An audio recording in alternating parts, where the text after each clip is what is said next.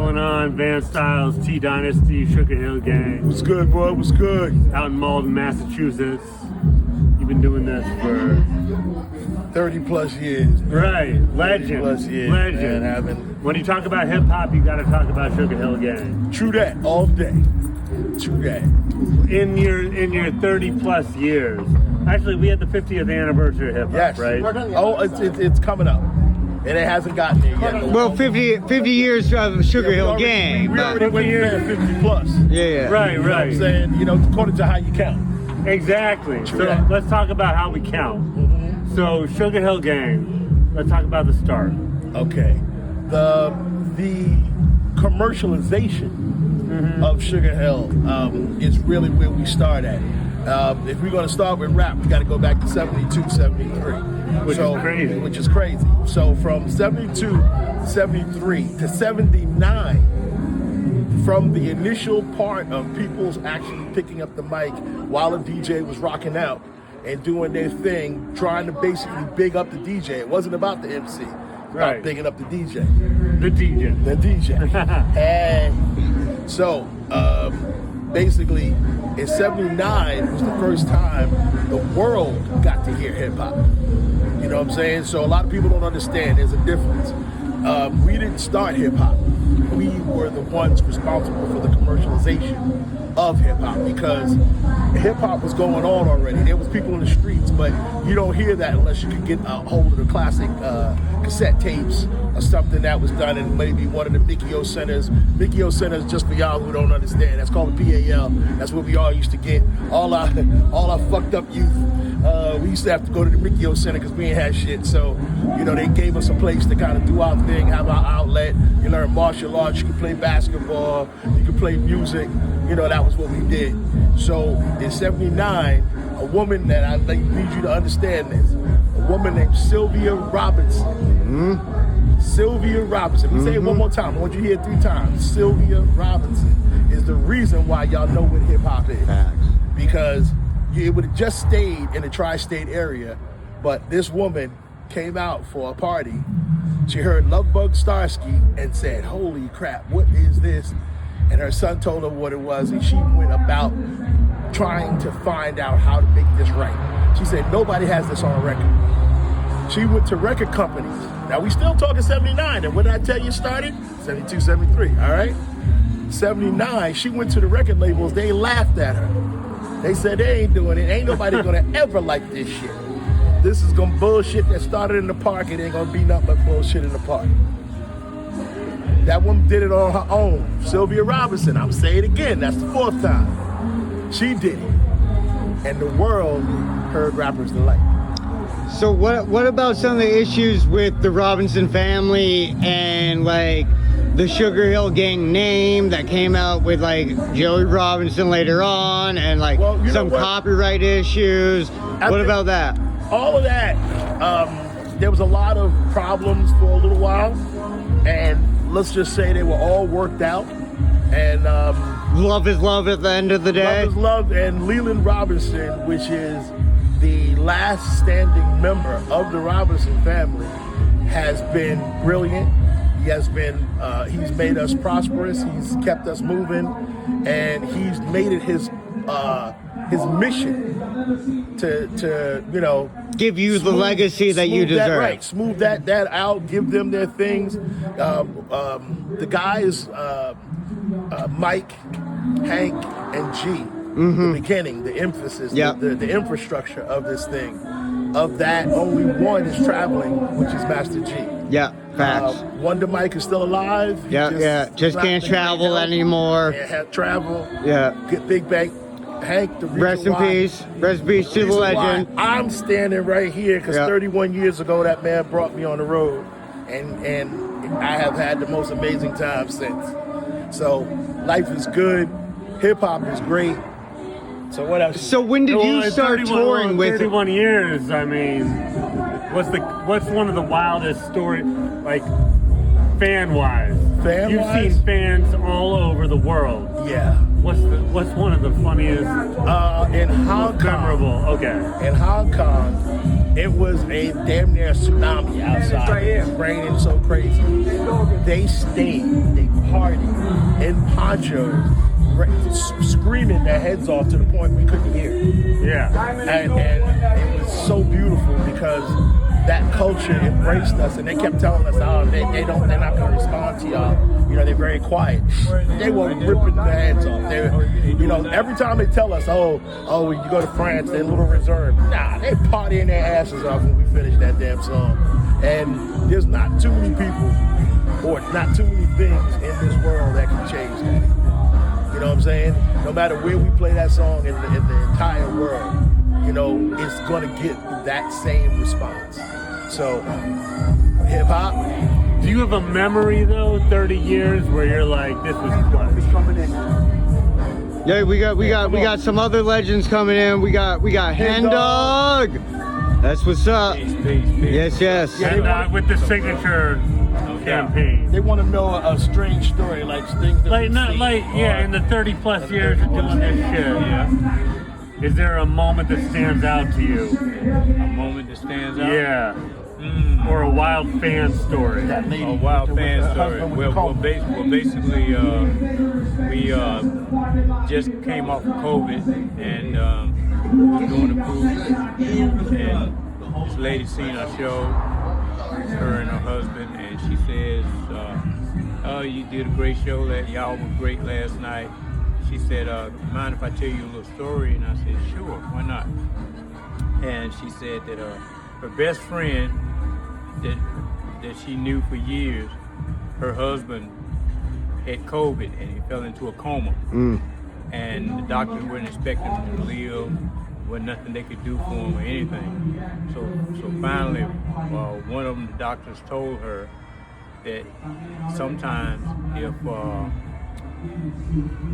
you bring something that he can remember or something that he loved, sometimes they could jog his memory and bring him back. So she went home and got Rapper's Delight because it was his favorite song. And she set it beside his bed, played it for him, and he came out. So hip hop literally saved his life. Yeah, man. Hip hop literally saved his life. man, For Nas' song, yeah, it is what, right? It sure did. We had plenty. We had this one guy came up to us and he said, "I've seen the Beatles. Yes. I've seen the Rolling Stones. Yes. I've seen Sugarhill Gang." He said, now I can die. It doesn't matter. This thing has touched people, and no matter where you are, even yourselves, you can say, "Damn, I remember when that song came out, what I danced to, how old you were." Everybody got a They story. got a story about it. Yeah, man. Because it's a moment They in remember time. where they were. Yeah, where everything changed. Or what they was going through. Yes. Or whatever they was dealing with at that time. That song affected so many people. Do you feel like your lives changed once you joined Sugarhill Gang? Please, give me. Totally, man. Totally, bro. And like specifically, was there a thing that like a way of you seeing the world that changed? Well, Traveling everywhere. It not only traveling the world, but getting to do. Henry and I are both musicians, singers, and this is what we do. Yeah. So to tour the world, perform for the world every night. All different places, and sometimes where they don't even speak our language, Right. but they can understand what we're saying. Yeah. Right. Henry uses a line in one of his raps on our thing called "People Traveling Around the World and People Understanding Me." You know what I'm saying? It's deep, man, because people don't know a lot of things but words, and they can say them over and over, and they can repeat them to you, man. It's the best high in the world. It is, man. It is. Better than any whatever. I mean, It's better. I seen 60 Minutes one time, and they had Bruce Springsteen on there. And I never will forget. The guy asked Bruce, he said, the interviewer, he said, "Bruce," he said, "you're a millionaire, maybe 10, 15 times over. Why are you still doing this?" Bruce told him, he said, "I do it because once you get on that stage and you see all the people, you feel all that energy coming towards you, it's no other high in the world." Nothing. Well, which is interesting because you started as a producer. Yeah. And so and did you I. transit, right? Yeah. So Okay, both of you. what pivoted to the on stage like environment for you guys? It's a progression, man. Yeah. I mean, like, he Yeah. was a performer. He wasn't only a producer. Right. He was a performer. Right. As well. So, I mean, like, back in the other days, now Yeah. Henry has a history Yeah. that goes back before Sugarhill, and so do I. Right. Facts. I'm in house music. Right. He's in hip-hop, rap, and all the rest of the Right. stuff. So, we both have that. So, It was just the natural progression of the not only career. that, but seeing where we fit in. Like, Right. our parts change the show. Yeah. What we do, you Yeah. know, what we impart to Yeah. the show. Well, it's came- not just an MC. It's a DJ. No. It's an MC. Yeah. Exactly. I came to Sugarhill Records as a producer. Yep. You know what I'm saying? You know, I work with a lot of people. LL Cool J, Queen Latifah, Tyrese. Oh, yeah. You know. Legends Okay. upon legends. Yeah. Yeah, man. So I mean, it's a blessing. Wonder Mike, we love him to death. Our Yeah. brother, our cousin, our No family doubt. member. No Brother doubt. Beast. Big Bang Hank for bringing No us, doubt. for bringing me in. Yep. Yeah. And Master G for putting up with us because we pains in the ass because we No like doubt. to be. No What, doubt. what know was your what I'm favorite place to perform? You guys have been around the world. I'm going to say Hong Kong. Hong Kong. Yeah, see? Okay. Oh yeah, Hong Kong okay. was crazy. It was crazy. There was Yeah. like over 100,000 people. Yeah. It was nuts. Yeah. Wow. It was nuts. Was that a festival or Yeah, just yeah, a regular? big festival. A big Yeah. festival. You know, we've done shows all over the world, including with George Clinton. And just Legend. And just to let you know, you know where the first place that Sugarhill toured with, the first artist, George Clinton. Parliament Funkadelic. So when Sugarhill first went out on the road, that's where they started. Also, one of the most sampled artists in Yes. hip hop Yeah. is George Clinton with And he finally Funkadelic. just Yeah. got his money. Thank Yeah, you, John. Come on, exactly. George. Yeah. Yeah. So it's George. like full circle to a Absolutely. certain extent. Hey Absolutely. man, it's a beautiful thing, man. You know, when Yeah, you man. really got it, when you really boil it down, it's a beautiful thing. We're blessed to be here. We're blessed to still be doing this thing, and hopefully for years to come, we'll still be here. Absolutely. As fans, we'll still be here too. All right, No well, doubt. That's what's keep your up. popcorn hot. We appreciate y'all. Tell 'em, Yeah, Biggie. get your popcorn ready. Do you guys remember your first cassette? Hell yeah, hell yeah. But you know, I'm gonna make you laugh. It wasn't hip hop. It No, shouldn't be. It shouldn't be wasn't because you're a hip-hop. legend. It shouldn't You be. know, see, like a lot of people don't understand that. Like they like, what was your first? What was the first? There was none. Right. If you had a cassette tape, like I said, of the Mikio centers Right. where they Right. performed. Right. There was nothing. No. We were listening to Santana. Uh-huh. We were listening to Earth, Wind, and Earth, Wind, and Fire. Fire. Barcade. The Barcades, Gap Average Band. White Band. Barry White. Barry Marvin White. Yeah. Gaye. This was what we were playing in the clubs. Yeah, man. Trans Europe Express. Yeah. You know, like, you know what I'm saying? Yeah, You know, we were, KC and the say Sunshine yeah. Band. Oh, don't forget KC. Yeah, baby. no doubt. Chic. Chic. Come on, baby. Yeah. But you know, that's one of the things that hip hop has done really well is like sampling of legendary songs and re-envisioning it into new music. And that's one of the things I think hip hop is great, amazing about that no other genre does is taking other music and kind of re-envisioning it. And that's something that hip hop does that legends like you all have kind of perfected on. But I think at this point, where we are in music and talent and different things like that, I think it's going to have to evolve once again. It has to, because Yeah. we've kind of went back until there's nothing forward. Yeah, what do you think know? is the next step? What do you think is coming You- with you- AI and all this It's shit? already Well, here, Sunu. Yeah. Suno? It's I already mean, here. in the new AI, all you have to do is hum. The damn song figures, the damn computer figures it out and sings it better than any damn singers half of the ones that I heard. Facts. And it's a computer. But if you got fed every different food in the world, you'd be able to cook it. Right. Feel me? It's a recipe. that's an You were fed. amazing And that's what they did with Suno. They fed it everything. that's an amazing analogy. That's Yeah. honestly one of the best analogies I've heard in regards to AI. So is that Suno, right there? Right. if you say, Right. hey baby, with that big ass turn round, you can switch that from country and western to Bruno Mars to this person and that person, and then the motherfucker will give you an example of each way to do it, and it'll sing the same damn song. And that's AI. Yep. And how bad. Yeah. Like, if you know how to use it, it could be useful. But if you're gonna go in with no talent and then let it do everything for you, just to let you know, warning, you can't copyright AI shit. If it's 100% AI and the fucking AI did it, you can't do it. Huh. Okay, so just to let y'all know, so I know y'all having imaginations about being on the TV and Suno did your shit, it ain't gonna work. But if you put your own work into it, if you put your own lyrics into it, you sing the damn song, you do your stuff, guess what? I'll see you out on stage. Because it's coming. That's the way it's coming. TikTok is better than the Grammys. And how do you feel about where hip hop is now? Well, it's still evolving. It's still evolving. It's always going to change.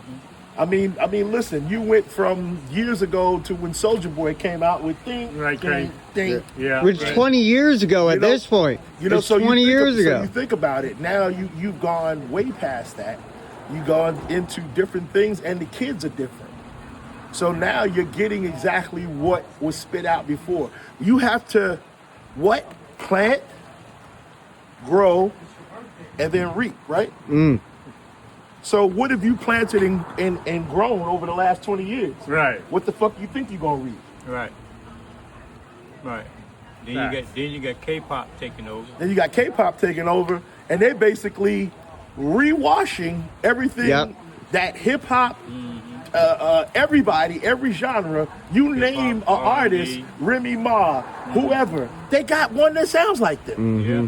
But they get paid millions of dollars. Yeah. But the artist can't get it. Right. They got a guy who comes in and he sings halfway. Listen, I'm not hating on him. K-pop, hey, listen, y'all want to do some music? I'll come see y'all. No doubt. Me and Diggy will come see you. Let's do it. Yeah, let's do it. But as far as the actual thing or what have you, hey, man, it's a rewash. It's a rewash of something else done, and it's done right now. That dancing shit y'all got, ooh, they ain't some bad motherfuckers with that shit. Yeah. They done mix ballet with hip hop and breaking and every damn thing else, and it becomes beautiful. And the cinematography, the videos are fucking, they come out. But how many people out here, how many artists do you know, every time you put out a video, it costs like $3-4 million? You can't do it. Right. You can't keep up with that machine. That's a machine. And it's pumping out shit. They put something out at 1 o'clock today, it'll sell over 1 billion copies by the time the end of the night comes. It'll be at 1 billion views. And that's a fact. Yeah.